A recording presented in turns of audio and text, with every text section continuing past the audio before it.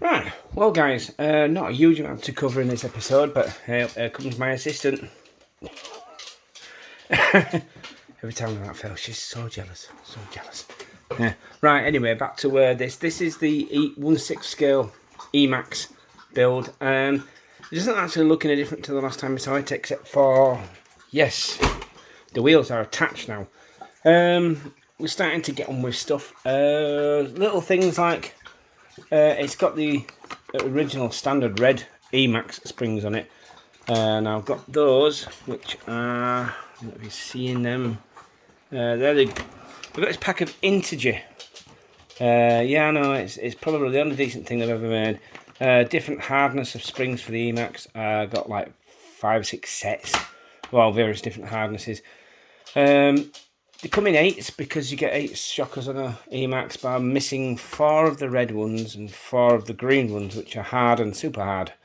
So because of the weight this thing is going to be carrying, I'm going to have 4 hard and 4 super hard. Just didn't get around to swapping them all in yet. You can see the green ones there.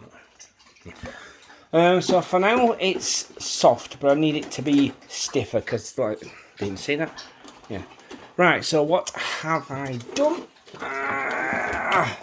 Dinner. That's that street sign that we're telling you about. This is not a full scratch build. This has been... The only part I've actually redone for this is this, because I didn't have currently a chassis plate for this. I had one made out of 2 of these, bolted together, and I wanted to lower the weight a little, so it's like a composite plastic. I covered this in my last video anyway, so yeah. All I have to do now is get this mother of a gearbox in. Now, I've worked out I will have to cut some of this. The motors will stick into the truck bed, but I can get them right up to the back of the seats. I don't know if you can see that in there. Yeah, you can see like just about here. So when you get to this bulkhead, there'll be about 10mm poking out into the truck bed. This is a fully intact shell. So I didn't want to cut the truck bed, but I plan on putting making like a tyre rack with some fans on, so it'll look good. It'll look good. Anyway, so yeah, that's all I've got to at the moment. I took all the lights out of it because half of them didn't work anyway.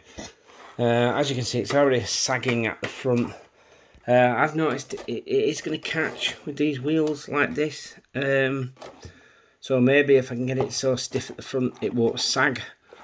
I don't know. Maybe that could be a stumbling block to this.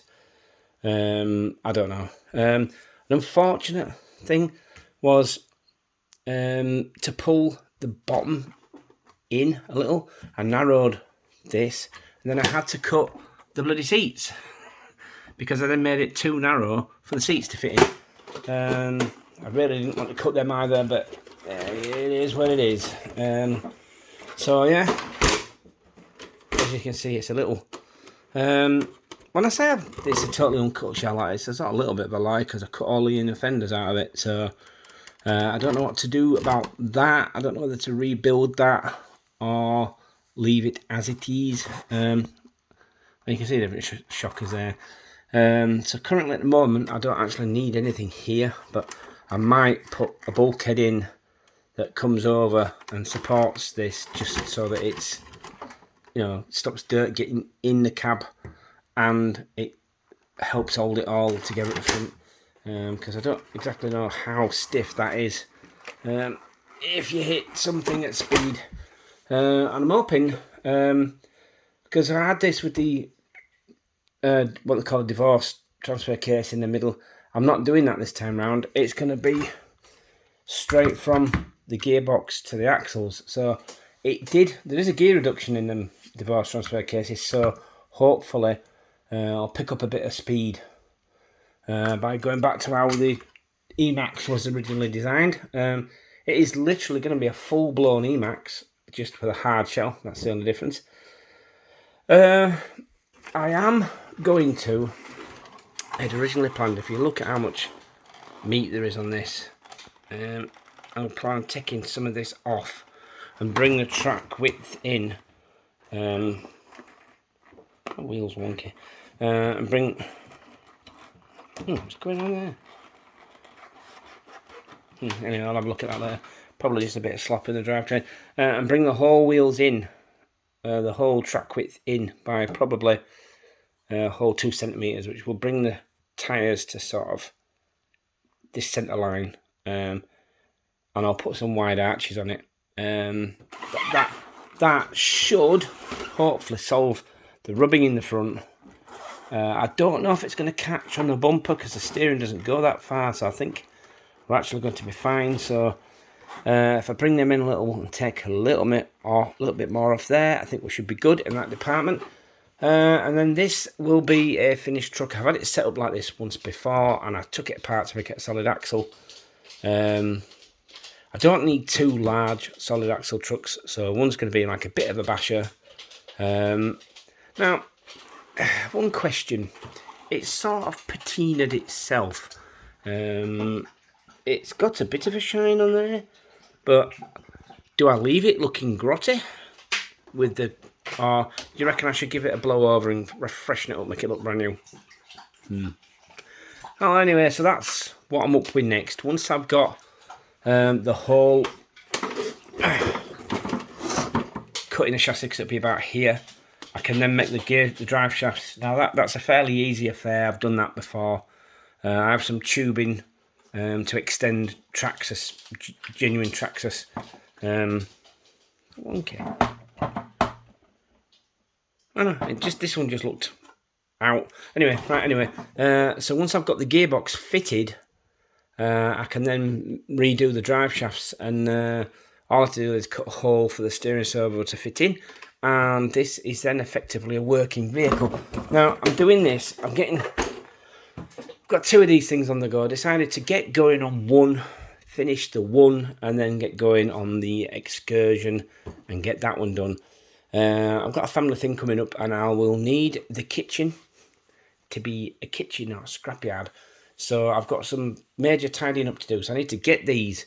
I can pack this away now. I can put it on a shelf in this spare room or in the shed, so that at least I can pick it up and move it now. And I'll get the other one to the same point. And whether I get them finishing up before my family do, who knows?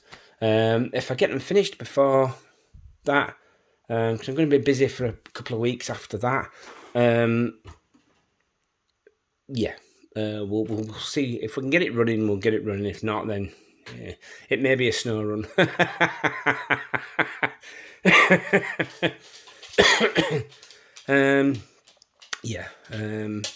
My cough is starting to bother me. I've had it since April. It won't go away. So I'm going to call this video it for now. Once I've got all the mechanicals done, I'll crack on redoing the electronics, and then this thing is working. Whether I refit all the lights or what, I don't know. It'll be a basher, and lighting kits don't like being bashed. That's what happened last time. After I'd banged it around a little, all the lights stopped working. So we'll see how it goes. I am liking the stance more than when it was a crawler, and there's as you can see, there's a lot less slop. There's no wobble in the body. Well, obviously I'm wobbling it from side to side, but I meant between the body and the chassis. There's no sideways movement at all. It's all in the tyres. So it should be a lot more fun taking it off road. I'll take it back to where I did the last run video for this, and it should be a lot more fun. Obviously won't have locked diffs, so how it will power through tall grass and stuff, who knows. That's a cool angle right there, isn't it? Right, I'm going to end that there. So thanks for watching, peeps. Hopefully the next video of this, the motor and all the drivetrain will be fitted. And yeah, happy days. Thanks for watching. Thanks for watching even. Bye.